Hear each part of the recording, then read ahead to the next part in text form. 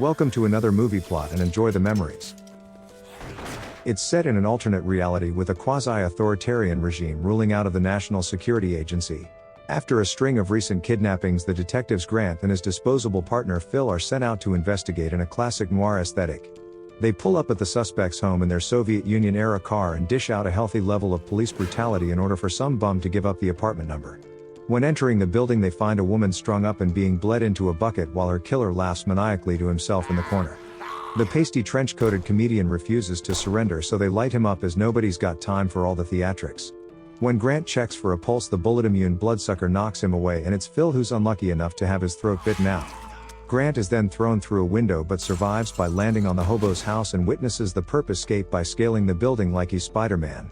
Once Grant's recovered in his crappy little apartment, he's summoned to the NSA, where we see the fascist state propaganda and Hugo Boss apparel that adorns the world. He's introduced to notable characters including the director Calmet, the warmongering chief of security Seward, and Detective Gray. They show Grant a video of their pet vampire and reveal that there are over 4,000 of these Ubermensch that have already made themselves known to the NSA. We then learn everything about the vamps in this universe from Dr. Bathory, but the only difference from other movies is that they don't perish in sunlight. Most of them want to gradually integrate into society and live peacefully without harming anyone, while others, like Spider-Man, are just bad apples. When asked how they know about this, Gray reveals himself to be one of them and insists that he's there to help the humans catch the killer. The detectives are ordered to work together, so Gray puts on his sunglasses to protect his sensitive eyeballs before returning to the scene of the crime with his new partner. We learn that 20% of the population are immune to a vampire's bite and that the species sprung up overnight out of a genetic mutation. The one they're searching for has killed 6 humans already, and they state the obvious, that it's probably someone against having a truce. After they find nothing, Grant is brought to a vampire colony called Serenity, where the locals live like Jewish refugees in the Holocaust. When a young boy shows off his fangs to the new guest, he gets worked up about it, so they leave and Gray accuses the human of being racist. He still takes him to meet the vampire leader Dr. Cross, who hangs out in a chamber filled with glass prisons because vamps just kept bending the metal bars. It's revealed that Grant's late partner and all of the other victims weren't killed out of bloodlust, as they don't have a need for drinking it anymore.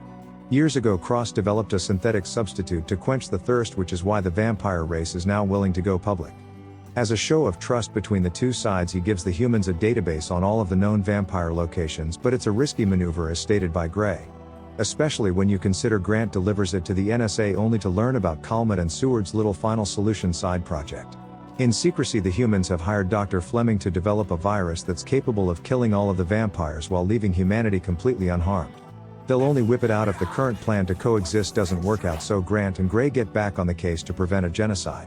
They visit the apartment of a vampire named Orlock, who Gray says is one of the biggest supporters of the treaty, but the dead girl in his apartment would say otherwise. Grant checks the basement to find a fresh corpse when he's attacked by the pasty trenchcoat, but his partner comes in with a wicked slide. He misses every bullet, but it's enough noise to scare the killer into the sewers, where his ability to climb a wall allows him to evade capture. Gray spends the chase using his regeneration to retrieve a diary that Pasty tossed into the fireplace, and they learn from it the address of the doctor's next client. The detectives drive to the mansion of the vamp aristocrat Lucy, who lounges around injecting herself and vampiric Panthera with synthetic blood. She provides her alibi by throwing up gang signs which show a stamp of the nightclub that she was attending during the latest murders. Grant has Lucy change into something more appropriate as he wishes to speak with the owner of the club, but he probably didn't expect her to put on this. It works in getting them a meeting with the club owner Boudreaux, where Grant questions him about Dr. Orlock, but the vampire defends his friend. It doesn't look good for his case of being disassociated from the suspect when Orlock himself walks in like a regular guest before being chased down by Gray. The doctor gets in his car to flee, so the selfless but mostly immortal detective hurls himself at the windshield, getting bounced off like a ragdoll. It causes the vehicle to crash and the vampire doctor to lose the top of his head, while Gray only has minor injuries but breaks them back into place. Grant chases down the vampire arms dealer West, who freaks out at the sight of this sunlight, but is perfectly fine with entering this one. He makes a totally pointless leap across the courtyard to the same balcony, but Grant makes the same leap anyway and almost falls. Holding on for dear life, he manages to shoot the vampire in the back before he climbs away, and West falls onto a pointy statue below. Lucy shows up already on the outside of the balcony and pulls the human to safety, even with his insistence that he's too fat to be able. The two have been giving each other googly eyes ever since meeting, but Gray poops on their parade when he points out that they let West escape. They did, however, manage to capture Boudreaux as well as his looming little person, but neither give them anything on their leader's location. Gray's backstory is revealed now as a century-old Polish Jew, and we get a flashback of his persecution at the hands of the Third Reich. He managed to escape the initial invasion with his family, but it was a harsh winter at the time, so his wife and child froze to death. He was about to perish himself when Dr. Cross discovered the dying man and turned him in order for him to get his revenge on the people responsible. They were celebrating their occupation when, just like the joke, a Jew enters a bar, but he's now capable of crushing skulls with a single hand and absorbing bullets like a sponge. After the gory details, Grant drops Lucy home, where she invites him inside, and he just can't resist when she's dressed so elegantly. He's then unable to leave even if he wanted to, as he'll have to get past her cat, but he doesn't seem to be in any rush. They begin a relationship, and she gives the detective directions to Cross's Lieutenant Dean, since his other one, Orlock, seemed to know something. He's a babbling Jewish man in an abandoned hotel and claims that West is expecting a shipment of weapons today and is helped by Lucy. Grant thinks he's being played and that Lucy led him here to get him away from the deal, but Gray suggests that maybe she did it to protect him. Dean directs them to a warehouse by the docks, and Grant calls it in to his superiors, suspecting his girlfriend to be smuggling in guns. The place stinks of fish, so the guards can't smell the human detective sneak through and take Lucy hostage, only to be bamboozled. They aren't smuggling weapons, but instead vampire refugees to safety when the humans attack anyway because of Grant's premature call-out. Using silver bullets, the NSA kill many of the families, while only the main characters like West and Grant get to fly around the set. The detective's only trying to bring about peace and doesn't want to kill his fellow vampire West, but the NSA fill him full of bullets anyway. Lucy aids in the fight, but right before it ends she's shot in the back and nearly dies in the regretful Grant's arms. Once recovered from his own wound, Grant's shunned by everybody, including the vampires, for betraying them and told that Lucy's in a coma. The little Seward tries to reprimand him for shooting NSA agents, but he forgot he's tiny and needs a couple of sailor men to help.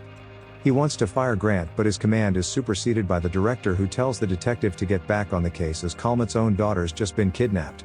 They're planning to release the virus to kill the whole vampire race if it means saving his daughter, so Grant sneaks into the laboratory to protect Lucy.